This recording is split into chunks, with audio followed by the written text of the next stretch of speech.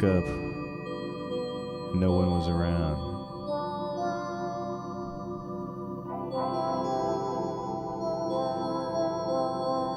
So I laid in bed for about 3 hours, and I watched the sun peek through the shades of my window.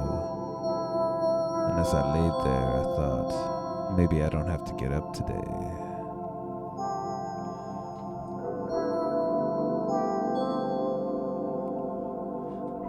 But I tossed and turned, because I had to go to the bathroom, but I didn't want to get up. But it felt so good in my bed that I had to stay there for a while. But my back started to hurt.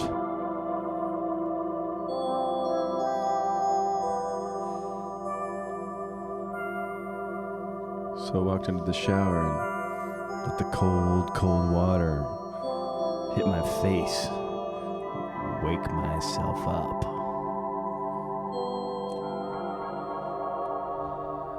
I got out of the shower, and I dried my hair off, and my hair was tangled when I combed it, and I got tired when I combed my hair. So when I laid back in bed, and I turned on the TV, and I flipped through about 833 channels till I found a Western on the TV.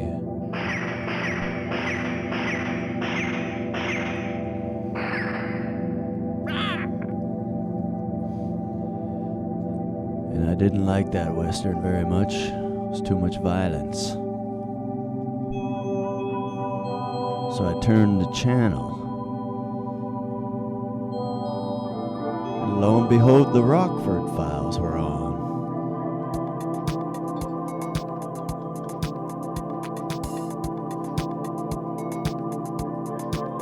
Yeah, Rockford Files. Man, I'm into this. I'm really into this. I'm gonna make myself a cup of coffee, maybe leave it on. Sit back down and chill out with my cup of coffee. I think I'll have a little bit of half and half in the coffee, because just sort of ease it down just a little bit. I think I'll turn it down just a little bit though, and just kind of, take it easy. Fortunately for me, I've got a very fast sports car in the garage. So I get in it, and I head downtown because I don't have anything in particular to do except go downtown. I hit my favorite coffee shop because you know who works there. Lola works there. She always gives me the time of day. That's all I could ask for. Maybe one day I'll get the courage up to ask her out to a movie, but for now I'll just sit here, drink my coffee, and look at Lola serve people.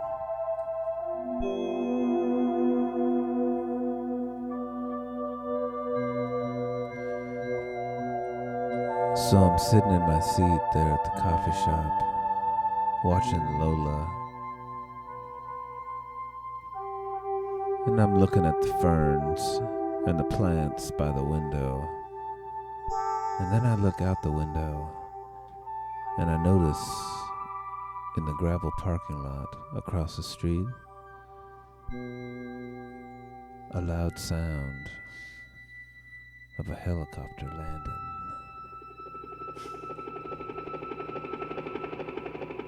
And I think to myself, I don't see any car accidents right there. What's that helicopter doing there? And it turns off, and some men in big black suits come in to this coffee shop, and they go up and talk to Lola. And much to my surprise, Lola points at me as she's talking to the men in the big black suits. And then she comes out from behind her barista little area there, and she says, "These men are here to talk to you right now. Would you like another latte while they wait for you?" And I say, "Okay, I'll take a mocha this time."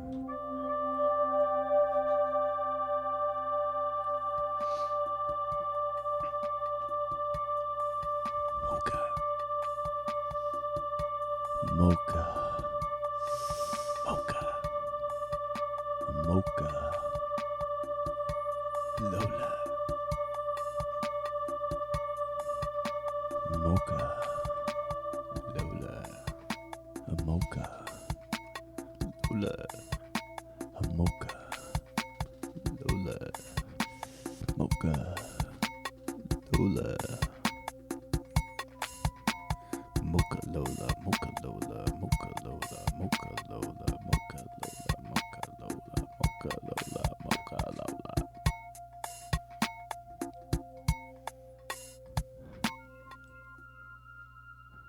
And Lola reached up to grab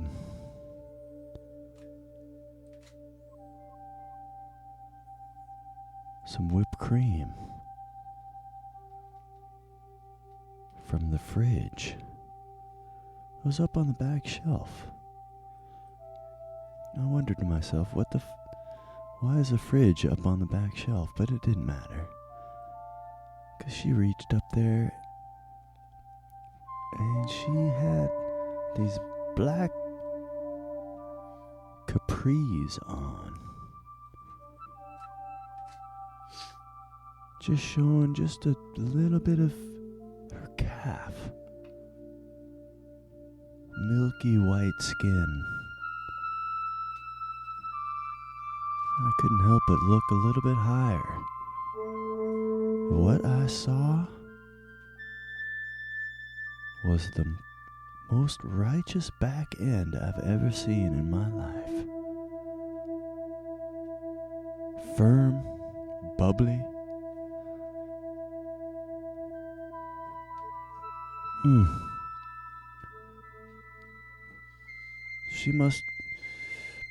I figured that she was probably around 28 to 36 years old, but looked like that ass was fresh out of high school.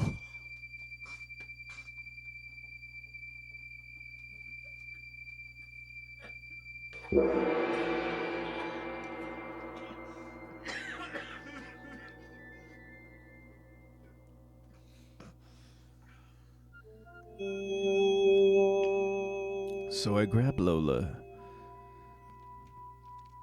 and I hear the helicopter start up outside.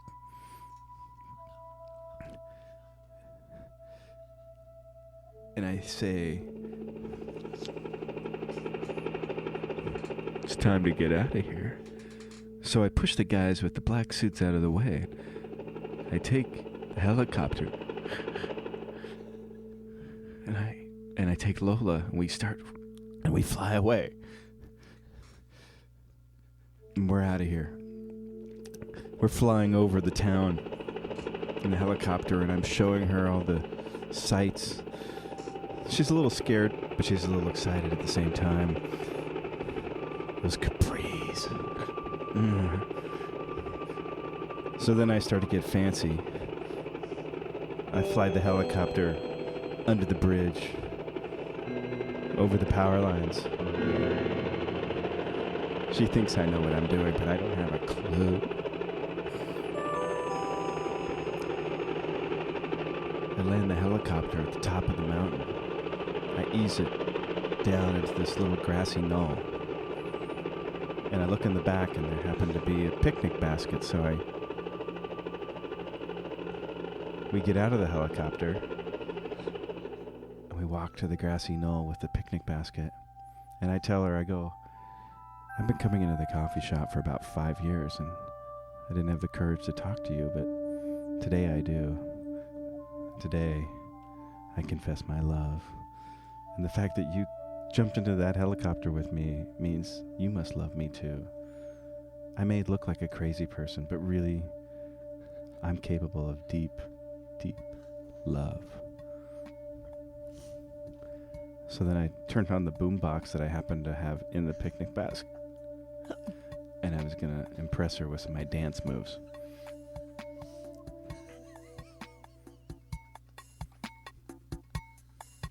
Move it. So I danced for about 43 minutes for her.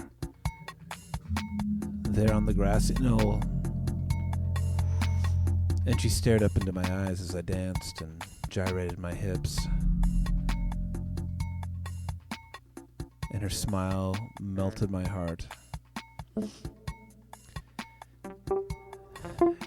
And for those 43 minutes when I was dancing, I was in a trance. I didn't know where I was. I looked around and I saw colors and the sky and the clouds.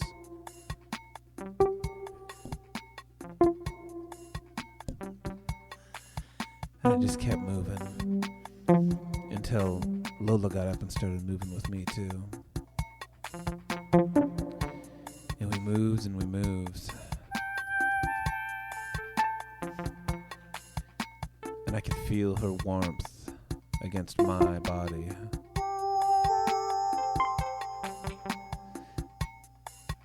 Until we got tired.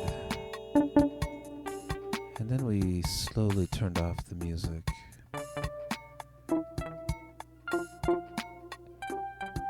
And we looked up at the sky, and it was a beautiful pink sunset.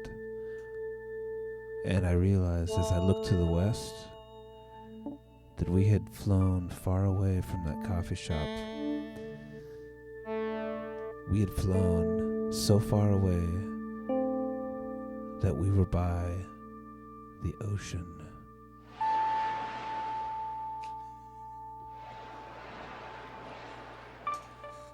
So I took Lola's hand.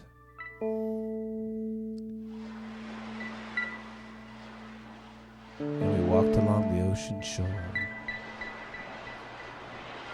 And the waves, they crashed.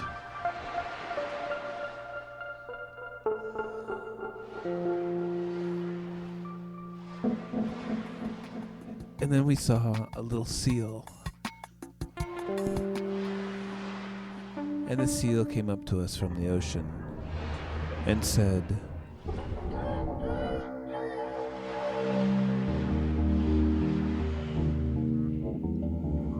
and Lola looked into my eyes and said, I love you.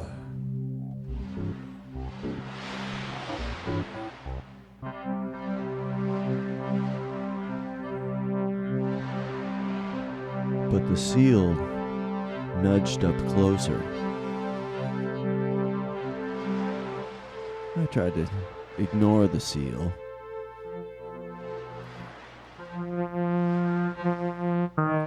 I thought it'd be best that the seal would go back into the ocean and follow its brethren out to sea chasing fish and other things that seals eat. But it wasn't interested in leaving.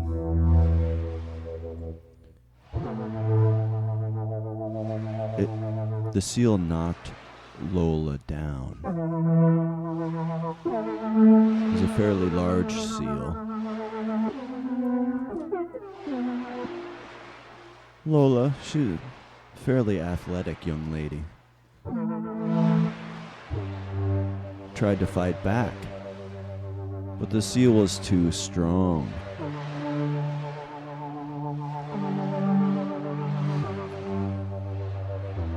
The seal knocked Lola to the ground again and crushed her.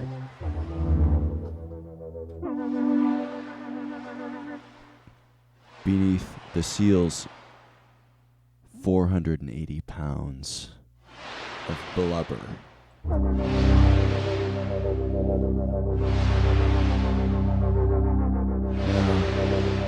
no, I'm pretty cool. I tried to make light of the situation. I said, hey, Seal, come on. Hey, it's cool. Let's get a bottle of wine and just relax. Don't worry about Lola. She'll be alright. Tide's coming in. It'll take her out to sea. Nobody'll know. She just works at the coffee shop. Won't be missed. Turnover is fairly high in that particular coffee shop.